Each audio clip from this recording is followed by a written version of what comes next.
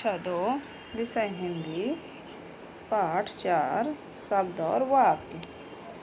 पाठ 4 हमारा शब्द और वाक्य है। पाठ 3 मात्राएं तक हम लोगों ने पढ़ा था। अब हमारा क्या है पाठ 4 शब्द और वाक्य। तो आइए देखते हैं हम लोग पाठ 4 शब्द और वाक्य। तो शब्द और वाक्य, तो आइए देखते हैं हम लोग। यहाँ पे दिए गए चित्र में आपने देखा कि मनोहर एक छोटा बच्चा है, इसलिए वह ठीक से अपनी बात नहीं कह सकता।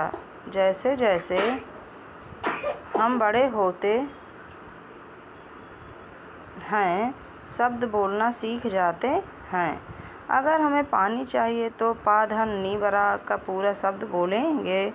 भाषा के ज्ञान के साथ शब्द बनना भी हम सीखते जाते हैं। मेरे प्यारे बच्चों, ध्यान देना, जो शब्द और वाक्य क्या होता है, आप बचपन से नहीं सीखे रहते हैं। जैसे जैसे आप बड़े होते हैं, हम बड़े होते हैं, वैसे वैसे हम शब्दों को बोलते हैं और सीखते हैं, है ना। शब्द बोलना सीखते हैं, फिर वाक्य बोलना सीखते हैं। पहले हम धीरे धीरे छोटे छोटे शब्दों को बोलते हैं, फिर वाक्यों को बोलते हैं। जैसे कि इस चित्र में दिया गया है, आपके सामने है, देखिए मम्मा पा, तो पानी को वो पा केवल बोल रहा है, अभी नी नहीं बोल रहा है, उच्चारण में नी नहीं आ रहा। तो ये चीज़ है मेरे प्यारे बच्चों, ध्यान देने की बात है। तो आइए देखते हैं हम। दो या दो से अधिक वर्डों के मेल से शब्द बनता है।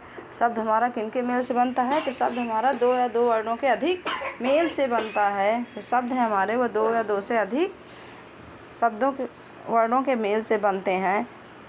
और शब्द हमारे कैसे बनते हैं? वाक्य हमारे शब्दों के मेल से बनते हैं। शब्दों के सही समूह को या क्रमबद्ध समूह को से क्या बनते हैं? वाक्य बनते हैं। तो यहाँ पे अभी आपको बताया गया है कि शब्द कैसे बनते हैं। तो दो या दो से अधिक वर्डों के मेल से शब्द बनता है। सबको यहाँ पे प्रश्न बनता है कि शब्द कैसे बनता है? तो दो या दो से अधिक वर्डों के मेल से शब्द बनता है। अब देखिए मेरे प्यारे बच्चों, आइए इन चित्रों को देखें। यहाँ पे चित्र दिया गया है और कहा गया है कि आइए इन चित्रों को देखें। तो यहाँ पे देखिए पहला चित्र है, किसका है? मटर। किसका चित्र बना है? मटर का। किसका है? मटर। फिर दूसरा चित्र देखिए तो नीची। यहाँ पे क्या है? मटर का चित्र कैसे लिखा है? टमर लिखा है। क्या लिखा है? टमर। लेकिन चित्र किसका है? मटर का है ना, लेकिन ये उल्टा करके लिखा गया है। तो ये कोई शब्द है? चीनी होना चाहिए। नीची कोई शब्द है? ताकुर। ताकुर कोई शब्द होता है क्या? ये हमारा सही नहीं है ना। नारज। तो ये सब क्या है? ये हमारे चित्र तो सही दिए हैं, लेकिन शब्द क्या हैं? उनके नाम गलत दिए हैं। तो आइए मेरे प्यारे बच्चों, आगे हम लोग देखते हैं। तो यहाँ पे दिया है, चित्रों के साथ लिखे शब्दों का अर्थ समझ नहीं आ रहा है। हमें चित्र तो सही दिख रहे हैं, लेकिन जो चित्रों के साथ नाम लिखे हुए हैं उनके शब्दों के अर्थ समझ नहीं आ रहे हैं, क्योंकि वो गलत लिखे हुए हैं, क्योंकि वर्ण ठीक क्रम में नहीं लिखे गए हैं। देखिए मेरे प्यारे बच्चों, क्योंकि जो वो वर्ण हैं वो ठीक क्रम में नहीं लिखे गए हैं, ऐसे शब्दों को निरर्थक शब्द कहते हैं। ऐसे शब्दों को क्या कहते हैं? निरर्थक शब्द कहते हैं। ये जो हमारे शब्द होते हैं ये निरर्थक शब्द होते हैं। अब इन शब्दों को फिर से पढ़िए। अब देखिए उन शब्दों को सीधा करके लिखा गया है, तो हम इन शब्दों को फिर से पढ़िए। तो क्या है? मटर, चीनी, है ना। क्या है? मटर, चीनी, कुर्ता, झरना। तो अब ये क्या है? ये हमारे सार्थक शब्द हैं। वो क्या थे? वो निरर्थक शब्द थे। इस तरह अक्षरों के सही क्रम ही सार्थक शब्द बनता है। अक्षरों का सही क्रम क्या बनता है? तो अक्षरों का सही क्रम सार्थक शब्द बनता है। अगर आपसे प्रश्न पूछा जाए या प्रश्न आ जाए कि अक्षरों का सार्थक क्रम क्या बनता है, तो अक्षरों का सही क्रम ही सार्थक शब्द बनता है। जैसे देखिए यहाँ पे चित्र पे दिया गया है, नानी आपका पैर। नानी का पैर, देखिए बच्चा बोल रहा है ना, नानी आपका पैर। ये कैसा शब्द है? ये सार्थक शब्द है। लेकिन वहाँ पे क्या लिखा था? टमर। तो टमर क्या है? वो निरर्थक शब्द है। मेरे प्यारे बच्चों ध्यान दीजिएगा, ध्यान से पढ़िएगा। आइए नीचे देखते हैं हम लोग। बच्चों, दिए गए चित्र में बच्चा नानी से पूछना चाह रहा है कि नानी आपके पैर में क्या हुआ है? क्या पूछना चाह रहा है? कि नानी आपके पैर में क्या हुआ है, पर वह पूरी बात नहीं कह पा रहा है। जब हम कुछ कहना चाहते हैं तो हमें कई शब्दों के एक साथ जोड़कर बोलना पड़ता है। जब हम कुछ कहना चाहते हैं तो मेरे प्यारे बच्चों हमें कई शब्दों को एक साथ जोड़कर बोलना पड़ता है। जैसे आपको चॉकलेट चाहिए होती तो आप सीधे जोड़कर बोलते हो कि मम्मी हमें चॉकलेट चाहिए, या केवल कह देते हो मम्मी चॉकलेट तो आपको मिल जाती है।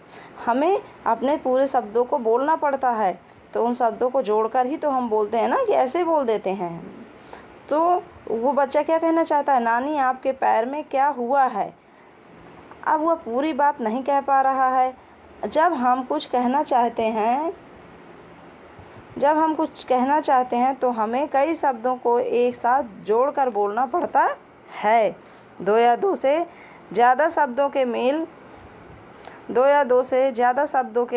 को ही वाक्य कहलाता है।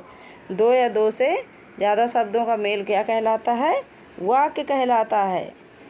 तो अभी देखिए अक्षरों का सही क्रम क्या कहलाता था, सार्थक शब्द बनता है। और दो या दो से अधिक शब्दों के मेल से क्या बनता है, वाक्य बनता है। एक एक बात प्रश्न पे ध्यान दीजिएगा वो। तो आइए देखते हैं आगे हम।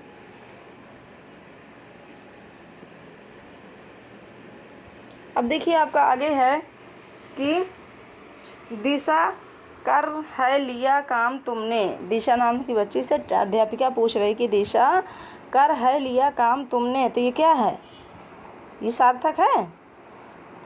ऊपर दिए गए चित्र में अध्यापिका द्वारा बोला गया वाक्य निरर्थक है। क्या है, निरर्थक है, वो सार्थक नहीं है। जो अध्यापिका ने वाक्य को बोला वो सार्थक नहीं है, वो निरर्थक है।